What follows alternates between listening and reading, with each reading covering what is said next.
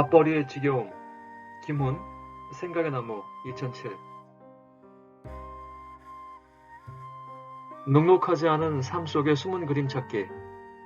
저는 전체적으로 책을 보면서 책의 주제를 이렇게 정해봤습니다. 어려운 삶 속에서 우리가 쉽게 보지 못하는 우리 사회의 숨겨진 그림들을 찾아나가는 그런 작업, 밥벌이 지겨움에 대해서 얘기를 나눠보도록 할게요. 늘 바라보는 세상일지라도 보는 사람의 시선에 따라서 세상은 전혀 달라 보입니다. 작가의 시선을 따라 시공을 초월한 영원한 시간 속의 한 점에서 우리가 보지 못하는 숨은 그림을 찾아가는 여행을 작가와 함께 떠나봅니다.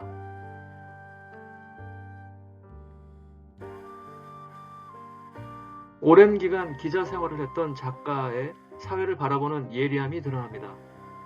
삶을 방관하지 않고 항상 긴장된 눈으로, 그리고 관조적인 눈으로 우리 주변의 거리, 자연, 그리고 인간을 바라봅니다. 너무나 익숙하기에 보이지 않았던 우리 주변의 일상들을 마치 외과 의사의 차가우면서도 노련한 칼 놀림같이 세밀하게 해부해 들어갑니다. 더 이상 해부할 수 없는 작은 조각들 속에서 우리 삶의 본질을 작가는 들추어냅니다. 세상에 더 가까이 이 아날로그적으로 부대끼며 살아가기를 원했던 작가. 그 작가의 시선을 따라가다 보면 그저 본능에 이끌려서 하루하루 연명해가는 세상, 그리고 공동체의 가치는 어느새 사라지고 냉혹한 현실에서 각자 도생해야 하는 외로운 세상 속에서 작가는 잃어버렸던 시선을 상기시킵니다.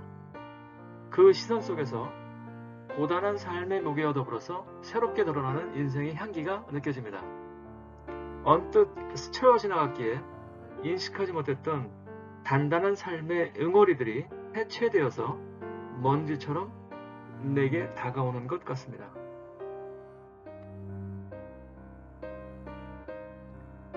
어부가 일상적으로 쓰는 밧줄에서 인간 간의 결속을 발견해냅니다.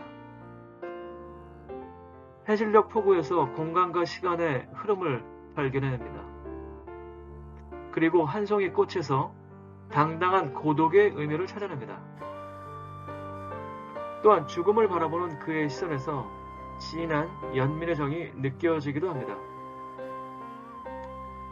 일생을 마감하는 연호의 회귀와 가을 나비의 죽음을 바라보면서 자연과 하나 되어 삶과 죽음의 경계를 넘어서는 서로의 몸을 새로운 생명을 위해 보시하는 무위의 자연을 노래합니다. 지겨운 밥벌이에 나의 두 눈과 감각이 무디어진 이 겨울의 초입에서 내년에 다시 시작될 새봄의 생명을 다시 기대해 볼 수 있는 소중한 여행을 다녀온 것과 같은 기분을 책을 보면서 느꼈습니다. 목차는 전부 5개의 챕터로 되어 있고요. 1부 아날로그적 삶의 기쁨, 2부 늙은 기자의 노래, 3부 큰 풍경은 보이지 않는다, 4부 거리에 관한 짧은 기록, 5부 한 편의 문학평론과 하나의 인터뷰, 이렇게 5개의 챕터로 되어 있습니다. 1부 아날로그적 삶의 기쁨. 김훈 작가가 바라보는 이 따뜻하고 촉촉한 삶의 모습들, 그리고 그 안에서 느끼는 이 기쁜 감정들을 같이 한번 느껴보시죠.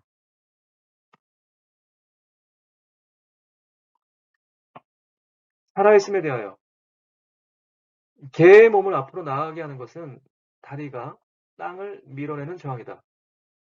개의 몸에 닿는 이 저항이 개를 달리게 하는데, 이 저항이야말로 개의 살아있음이다. 교감에 대하여. 음식은 재료와 재료 사이의 교감으로 태어난다. 그러므로 된장찌개는 하나의 완벽한 새로운 세계다. 재료들 사이의 교감으로 지금까지 이 세상에 없었던 국물이라는 완연한 세계가 입속에서 살아난다. 밥에 대하여 죽는 날까지 때가 되면 반드시 먹어야 한다. 이것이 밥이다. 이것이 진절이 나는 밥이라는 것이다.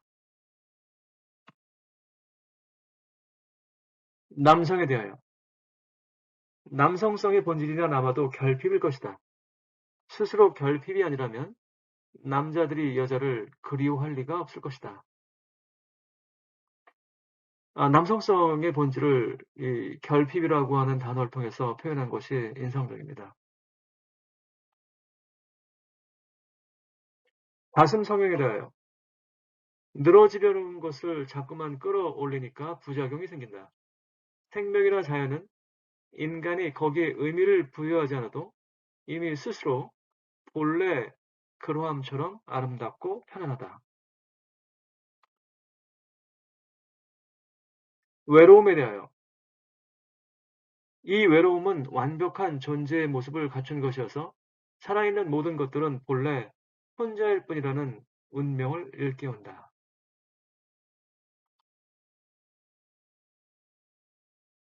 이기심에 대하여 운전할 때 주변의 자동차들에 대한 정보는 운전석으로 집중된다.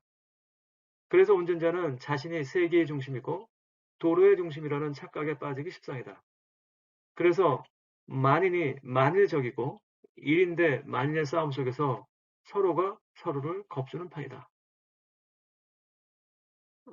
많은 사람들이 자신이 처한 입장, 자신이 처한 위치를 중심으로 해서 상대방을 바라보기에 생기는 여러 가지 불편함과 어려움들을 이야기하고 있다고 생각합니다. 가치에 대하여 금강산이 아름다운 것이 아니라 옆집 매화나무가 더 아름답고 절실한 것이다. 나와 가까운 것들, 내 눈에 잘 띄는 것이 귀한 것이다.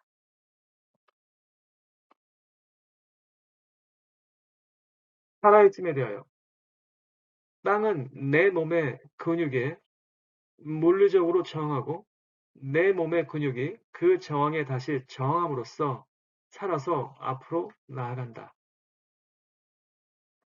살면서 어려운 일이 있을 때, 왜 나에게 이런 어려움이 생겼지 하는 그러한 불편한 마음들을 이 글을 통해서 어, 극복할 수 있었던 그런 계기가 되는 그런 문장이었던 것 같습니다. 자, 이렇게 아날로그적 삶의 기쁨에 대해서 얘기했고요. 다음은 늙은 기자의 노래. 기자 출신으로서 그가 가지고 있는 이에 대한 시선들을 같이 한번 느껴보시죠. 미국의 이라크 침공에 대하여 국가의 기원이 폭력이라고 하는 학설은 심정적으로 감당하기 어렵지만 수긍하지 않을 수 없는 현실성이 있다. 강대국으로서의 미국이 이 상대적으로 약한 이라크에 대한 일방적인 침공에 대한 어떤 그 경각심, 분노의 감정을 정리한 내용이라고 봅니다. 한국의 교육제도에 관하여. 자, 이건 입시교육제도에 대한 이야기를 작가의 시선을 통해서 보겠습니다. 우리나라 입시제도는 어른들이 전국의 아이들을 점수 순으로 일렬로 세워놓고 위에서부터 자르는 제도다. 생존 경쟁의 도살장으로 끌려가는 그날 새벽에도 이날은 수능 시험이 있던 날이겠죠. 아이들은 그토록 발랄하고 청순했으며 인간이 지녀야 할 덕성과 슬픔과 기쁨을 모두 드러내 보이고 있었다. 지옥의 문턱 앞에서 본 아이들의 축제는 찬란했고 눈물겨웠다. 보통 입시 시험 있는 날 새벽부터 후배들, 선배들이 모여서 같이 격려해주고 따뜻한 차를 나누는 그런 어떤 그 정겨운 그런 장면들 속에서 그 이면에 숨어 있는 어떤 그 슬픈 현실을 노래하고 있습니다. 한 교장의 죽음에 관하여. 자, 이 내용은 어떤 초등학교의 교장이 젊은 여자 선생님에게 어떤 개인적인 심부름을 시켰다가 어떤 사회적인 지탄을 받고 자살해 죽은 그 교장에 대한 이야기입니다. 그 교장을 중심으로 두고 어, 젊은 여선생의 입장에 있었던 그 전교조와 대립함으로써 어, 학교에서 벌어졌던 갈등을 서로 대화하고 타협해서 풀어내지 못하고 죽음에까지 이르게 된 이 어떤 사회적인 이 격한 현실에 대한 이야기를 하고 있습니다. 인의 예지의 문제를 집단화함으로써 자, 이 얘기는 개인 간에 있었던 어떤 예의에 관련된 누가 누구를 옹호하기보다는 누구의 편을 들기보다는 사람 간의 개인 간의 문제를 에, 대화로서 풀어내지 못하는 그런 것들을 지적하고 있겠죠. 인의예제 문제를 집단함으로써 개인의 도덕적 결함을 은폐하고 모든 문제를 세력함으로써 승부를 가리는 싸움의 방식은 이 시대의 가장 추악한 야만성이다.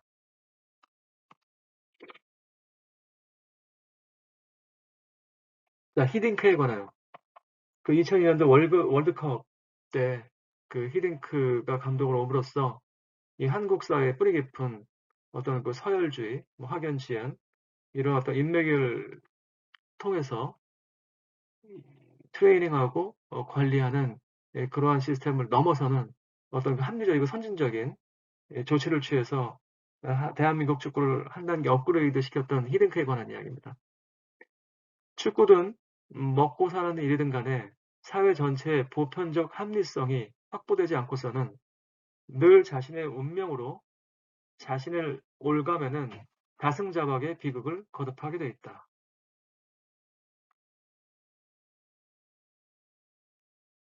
동해 표기에 관하여 동해에 관련해서 동해 명칭과 관련해서 어, 어, 거기에 관련된 논란에 대한 이야기를 작가의 시선을 통해서 이야기하고 있습니다.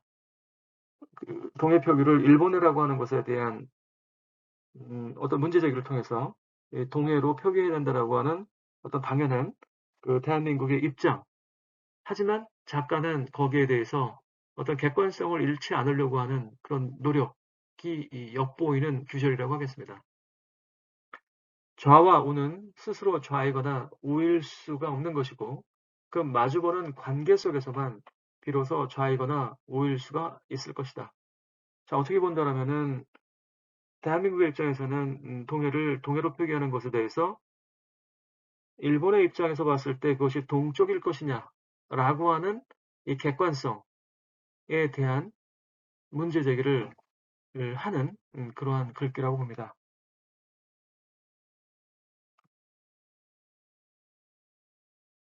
일제강점에 대하여 치욕을 긍정하는 또 다른 치욕이 아무리 고통스럽다 할지라도 그 또한 감당되어야 할 치욕인 것이다.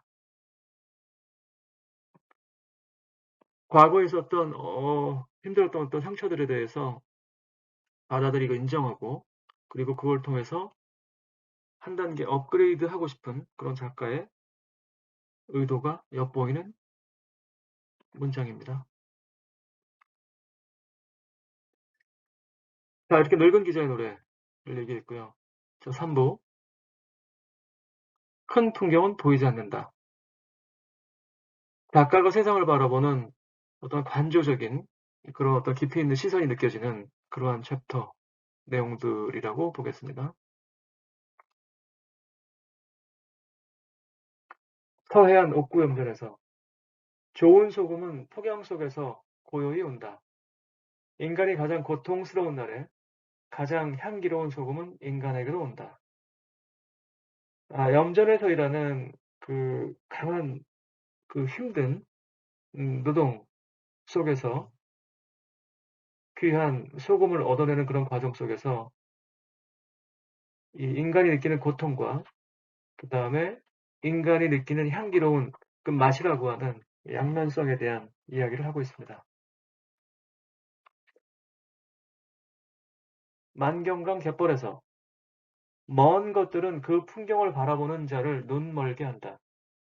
기어이 바라보려는 자에 있어는 아득한 저편, 연안에 닿지 못하고 시선은 방향을 잃는다. 큰 풍경은 보이지 않는다. 저는 개인적으로 이 표현이 굉장히 멋있다고 느꼈습니다. 아, 큰 것일수록 더 잘 보일 것이라고 생각하지만 큰 풍경 속에 빠져서 제대로 볼 수 없는 그런 어떤 이중적 양면성을 느껴지는 그러한 문장이었습니다. 만경강 갯벌에서 도요새의 무리들은 그 뻘에 당도한다. 대륙간을 날아다니면서도 그것들은 진 보따리를 지니고 있지 않다. 그것들의 자랑은 무일푼의 혈혈단신에 있다. 그것들은 먹을 것과 잠자리를 예비하고 있지 않고 버리고 떠나고 또 버리는 운명을 묻지 않는다.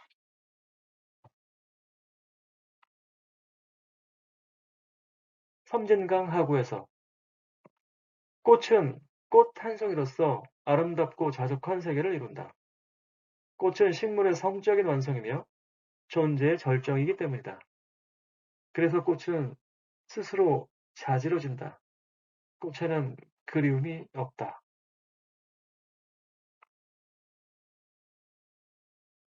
11월에 죽음에 관하여 나는 오랫동안 나비를 들여다보았다.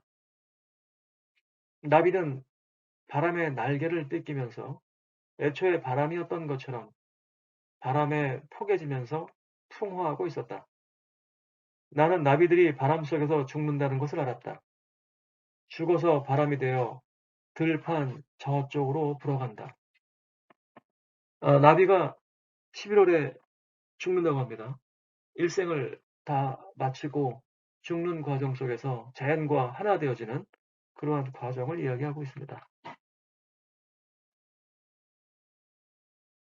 가을 산에서 가을에는 사물들의 냄새가 모두 개별적으로 분화된다. 봄이나 여름처럼 한데 들러붙어서 비린내가 풍기지 않는다.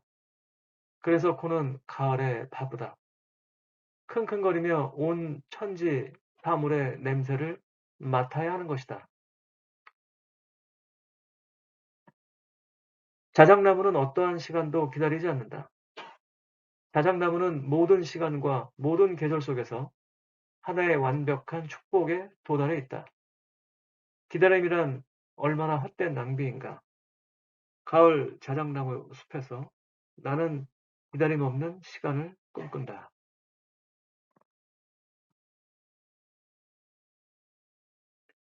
연어의 삶에 대하여 연어의 일생에 대한 이야기를 작가의 시선으로 담담하게 풀어내고 있습니다. 연어들은 자신의 몸과 자신의 몸을 준 몸을 서로 마주보지 못한다. 이 끝없는 생명의 반복인 무명과 보시는 인연이고 그 인연은 세상의 찬란한 허상이다.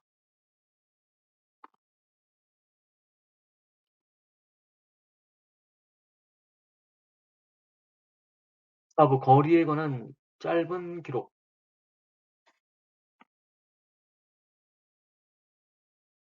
황사의 경고에 대하여 자연은 평화롭지 않고 자연은 인자하지 않다. 자연은 잔혹하고 무자비하다. 자연은 그 자연성을 더럽힌 자들에게 가혹하게 보복한다.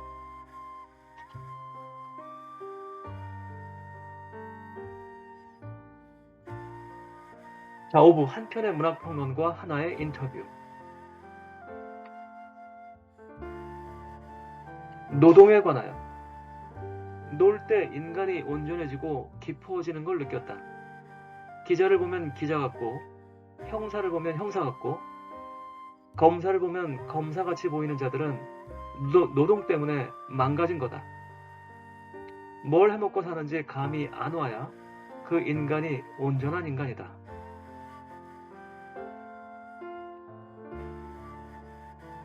남자에 관하여 내가 남자로 태어난 것은 어떤 결핍이고 그 결핍이 여자의 생명을 경이롭게 보게 하는 것 같다. 여자를 보면 아름다운 자연 풍경을 볼 때에 경이로움과 비슷한 느낌이 든다.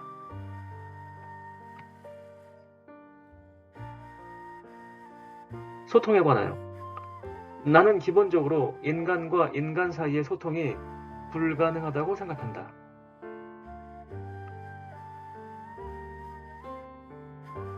김훈 작가에 대하여 문학평론가가 본 김훈 작가에 대한 이야기를 담았습니다. 아주 오랫동안 스스로에게 무수한 질문을 하고 답변을 하며 자신과 지겹게 놀아본 사람, 그리고 거기서 어떤 선택을 할 수밖에 없었던 사람이 아니면 불가능한 어떤 확신이 그에게 있었다.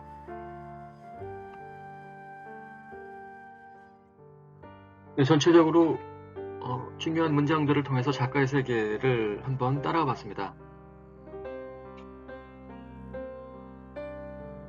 글을 읽으면서 생각했던 것들 중에 하나는 내가 살아있음을 절실하게 느껴본 때는 언제인가.